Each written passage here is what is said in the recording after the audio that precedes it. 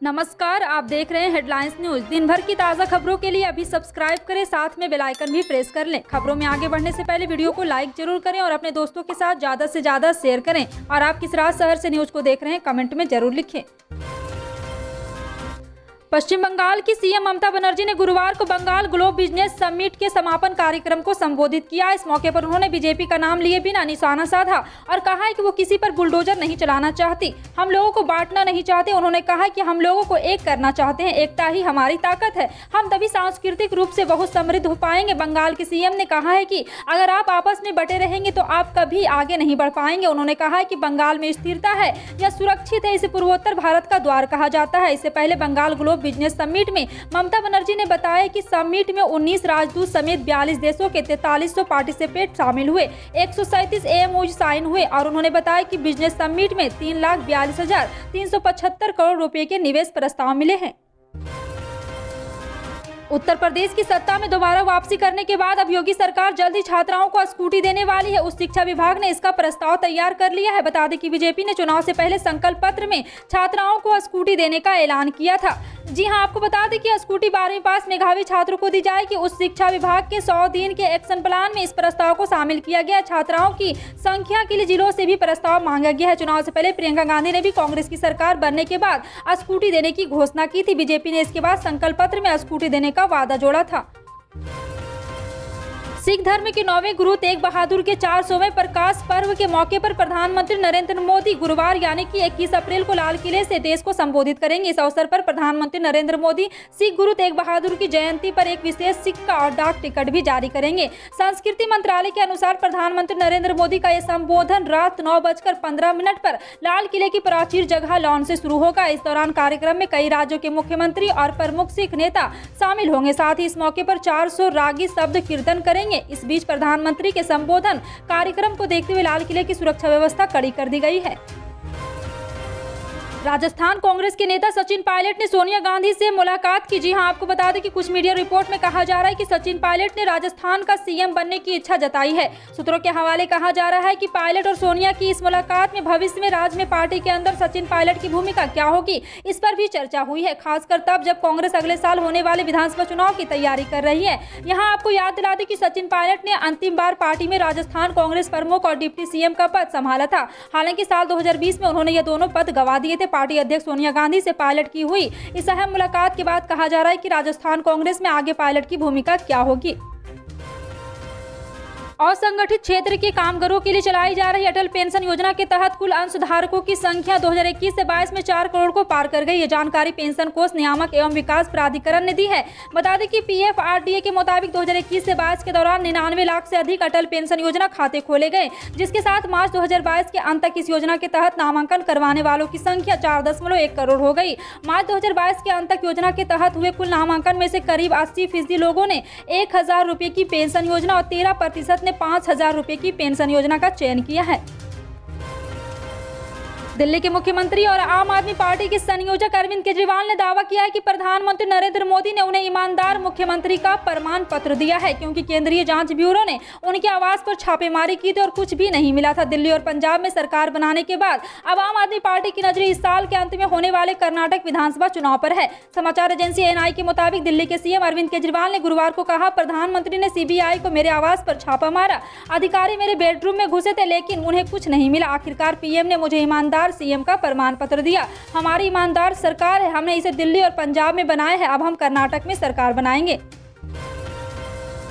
महाराष्ट्र में loud speaker को लेकर चल रहे विवाद के बीच एमएनएस चीफ राज ठाकरे ने मराठी फिल्म भोंगा का पोस्टर जारी किया है। भोंगा के हिंदी में मतलब होता है लाउड स्पीकर। फिल्म के जरिए एमएनएस चीफ ने महाराष्ट्र में लाउड स्पीकर विवाद को एक बार फिर हवा दे दी है। एमएनएस छत्रप सेना के अध्यक्ष अमैया खोपकर, एमएनएस के महासचिव संदीप देशपांडे और अमोल खांगे ने फिल्म भोंगा को रिलीज करने का ऐलान कर दिया है। एमएनएस छत्रप सेना के अध्यक्ष अमैया खापेर, एमएनएस के महासचिव संदीप देशपांडे और अमोल खांगे ने फिल्म भोंगा को प्रोड्यूस भी किया है। प्रवर्तन निदेशालय ने भगोड़े गैंगस्टर दाऊद इब्राहिम से संबंध कथित धन शोधन मामले में महाराष्ट्र के अल्पसंख्यक विकास मंत्री नवाब मलिक के खिलाफ बृहस्पतिवार को आरोप पत्र दाखिल किया गया। राष्ट्रवादी कांग्रेस पार्टी के वरिष्ठ नेता मलिक को इस मामले में 23 फरवरी को गिरफ्तार किया गया था। वह भी न्यायिक हिरासत में है। ईडी के वकील ने कहा कि अदालत की रजिस्ट्री में 5000 से अधिक पृष्ठों का आरोप पत्र दाखिल किया गया। उन्होंने बताया कि धन शोधन रोकथाम कानून के मामलों की विशेष अदालत दस्तावेज के सत्यापन के बाद आरोप पत्र पर संज्ञान लेगी। गर्मी से बेहाल जम्मू वासियों को वीरवार को हल्की सी राहत मिलती नजर आ रही है। जहां आसमान पर बादलों का ढेर है, वहीं धूल भरी हवा भी परेशानी का कारण बनी। अप्रैल महीने की शुरुआत से ही जम्मू संभाग में गर्मी का प्रकोप दिखना शुरू हो गया था। कश्मीर में इस महीने में कई बार हल्की बारिश होती रही, पर जम्मू में गर्मी का कहर जारी रहा। वहीं वीरवार सुबह मौसम वो सुहाना बना और बादलों के छाने से लोगों को राहत मिली। जम्मू संभाग में बिजली कटौती भी लोगों की परेशानी का कारण बनी हुई है। शहरों में स्मार्ट मीटर लगने के बाद भी हो रही कटौती से लोग परेशान हो गए हैं। लोगों ने सोशल मीडिया के सहारे प्रशासन को घेरना भी शुरू कर दिया है। आपको बता दें कि मौसम विभाग ने 20 और 21 अप्रैल को जम्मू कश्मीर में हल्की बारिश की संभावना जताई थी। बौचहा में बीजेपी की हार के बाद एनडीए में खूब बयानबाजी हो रही। खासकर जीतन राम मांझी की पार्टी हम बीजेपी पर हमलावर है और हार के लिए किसी न किसी बहाने बीजेपी पर निशाना साध रही है।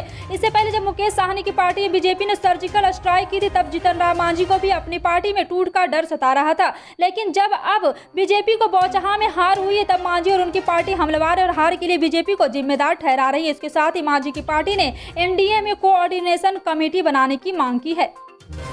उत्तराखंड में भारतीय जनता पार्टी के विधायक कैलाश चंद्र गहतोड़ी ने गुरुवार को चंपावत सीट से इस्तीफा दे दिया, ताकि मुख्यमंत्री पुष्कर सिंह धामी वहां से उपचुनाव लड़कर विधानसभा पहुंचने का रास्ता साफ हो सके। गहतोड़ी ने विधानसभा अध्यक्ष रितु खंडूरी से मिलकर उन्हें अपना इस्तीफा सौंप दिया, जिसे तत्काल स्वीकार कर लिया गया। इस दौरान गहतोड़ी के साथ अन्य नेताओं के अलावा प्रदेश बीजेपी अध्यक्ष मदन कौशिक और कैबिनेट मंत्री सौरभ बहुगुणा भी मौजूद थे। खंडूरी ने बताया कि चंपावत के विधायक ने अपनी विधानसभा सदस्यता छोड़ दी है और उनका इस्तीफा स्वीकार भी कर लिया गया है। बीजेपी का एक और नेता ने अपना इस्तीफा दे दिया।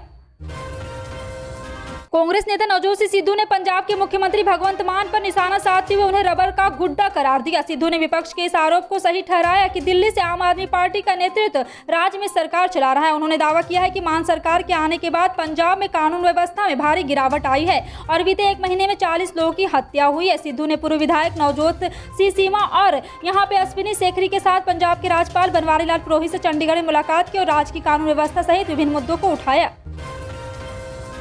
देश के कई बड़े थर्मल पावर प्लांट कोयला संकट से जूझ रहा है। सेंट्रल इलेक्ट्रिसिटी अथॉरिटी की ताजा रिपोर्ट के मुताबिक 19 अप्रैल 2022 तक देश के करीब 30% थर्मल पावर प्लांट के पास 10% या उससे भी कम कोयला का स्टॉक बचा था। इसकी वजह से देश के कई हिस्सों में डिमांड बढ़ने की वजह से पावर सप्लाई पर बुरा असर पड़ रहा है। देश में कोयला संकट गहराता जा रहा है। पावर की डिमांड बढ़ती जा रही है, लेकिन कोयले की कमी की वजह से बिजली प्रोडक्शन बाधित हो रहा है। सेंट्रल इलेक्ट्रिसिटी अथॉरिटी की ताजा डेली कोल स्टॉक रिपोर्ट के मुताबिक 19 अप्रैल 2022 को देश के 164 बड़े थर्मल पावर प्लांट में से 27 थर्मल पावर प्लांट के पास 0% से 5% तक की जरूरत का कोयला स्टॉक बचा था।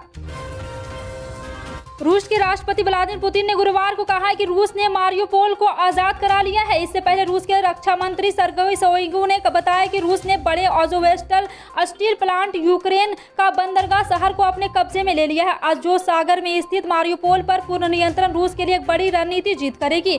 आपको बता दें कि झारखंड के गिरिडीह जिले के गांडे प्रखंड के एक मुखिया प्रत्याशी के नामांकन के दौरान निकले जुलूस में पाकिस्तान जिंदाबाद के नारे लगाए गए।